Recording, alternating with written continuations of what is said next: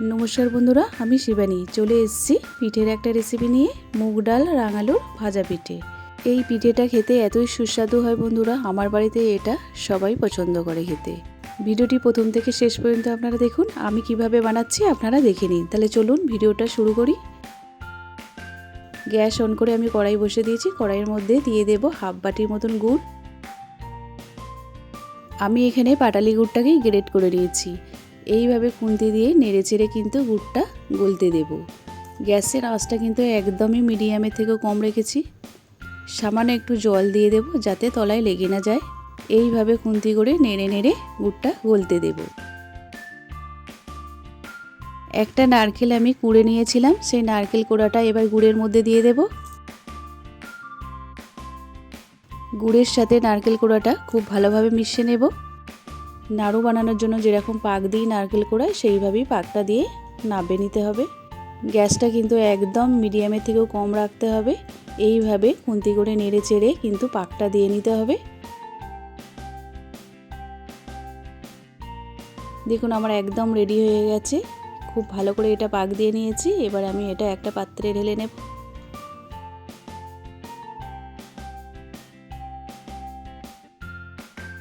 এখানে আমি 100 গ্রাম মতন মুগের ডাল নিয়েছি আর 4 থেকে 5টা রাঙালু নিয়েছি। রাঙালুর গাটা এইভাবে আমি ছুরির সাহায্যে লাল অংশটা তুলে দিয়েছি, দিয়ে পরিষ্কার করে নিয়েছি। গ্যাস অন করে কড়াই বসিয়ে দিয়েছি। কড়াইয়ের মধ্যে দিয়ে দেবো এবার ডালটা আমি এবার খুব সুন্দর করে ভেজে নেব। ডালটা যদি একটু ভেজে এই পিঠেটা বানানো যায় খেতে কিন্তু খুব সুস্বাদু হয়।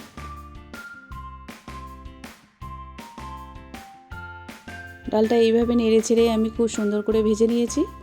এবার 1 গ্লাস মতন জল দিয়ে দেব। ডালটা আমি ভালো করে ধুয়ে নেব। এবার এই জলটা আমি ফেলে দেব। ডালটা পরিষ্কার করে ধুয়ে জলটা ফেলে দেব। ডালটা সিদ্ধ করার জন্য এখানে বড় গ্লাসের 1 গ্লাস জল দিয়ে দিলাম। প্রায় 300 গ্রাম মতন জলটা হবে। খুব বেশি কিন্তু এতে জল দেওয়া যাবে না। এটা কিন্তু একদম টাইট হবে, কোনো রকম এতে জল থাকবে না। এবার আমি রাঙালুগুলো ওর মধ্যে দিয়ে দেব।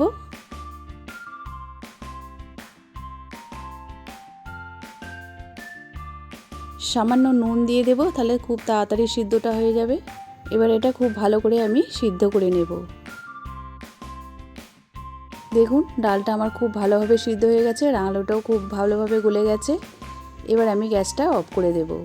ঠিক এইভাবে টাইট করে ডালটা তৈরি করে নিতে হবে। ডালটা একটু ঠান্ডা হোক, ততক্ষণে আমি একটা পাটালি গ্রেট করে নেব।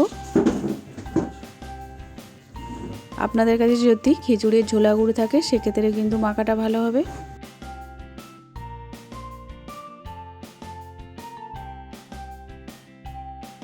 একটা থালার মধ্যে আমি 1.5 বাটি পরিমাণে চালের গুঁড়ো নিয়ে নেব। সামান্য নুন দিয়ে দেব। কালো জিরে দিয়ে দেব হাফ চামচ। জিরে গুঁড়ো দিয়ে দেব হাফ চামচ। ধনে গুঁড়ো দিয়ে দেব হাফ চামচ।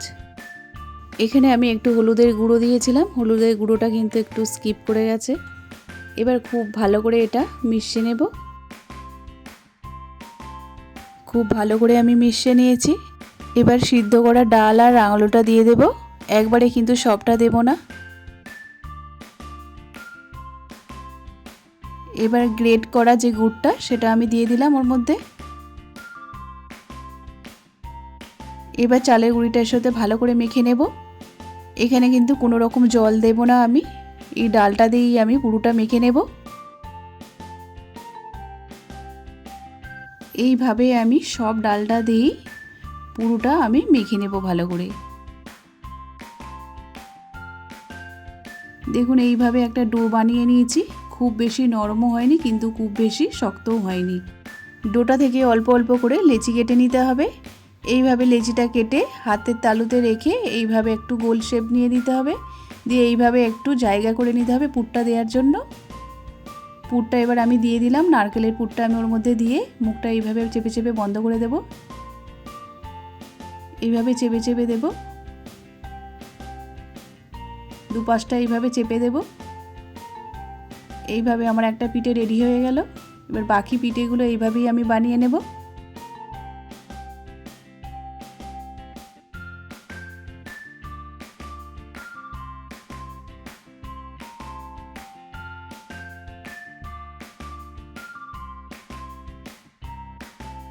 খুব সুন্দর করে আমি এইভাবে সব কটা পিঠে রেডি করে নেব।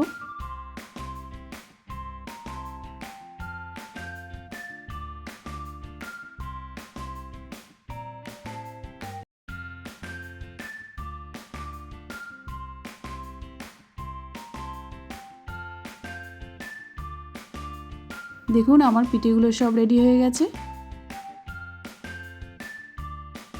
গ্যাস অন করে কড়াই বসিয়ে কড়াইয়ের মধ্যে আমি তেল আগে থেকেই গরম বসিয়ে দিয়েছিলাম। তেলটা খুব ভালোভাবে গরম হয়ে গেছে। এবার গ্যাসের আঁচটা একদম কমিয়ে দিয়ে পিঠেগুলো আমি ছেড়ে দিলাম তেলের মধ্যে। পিঠেগুলো তেলের মধ্যে ছেড়ে দেওয়ার পর গ্যাসটা কিন্তু আমি মিডিয়ামে দিয়ে দেব। এক পিঠটা ভাজার পর অপর পিঠটাও উল্টে ভেজে নেব। এইভাবে উল্টে পাল্টে ভালো করে আমি পিঠেগুলো ভেজে নেব লাল লাল করে।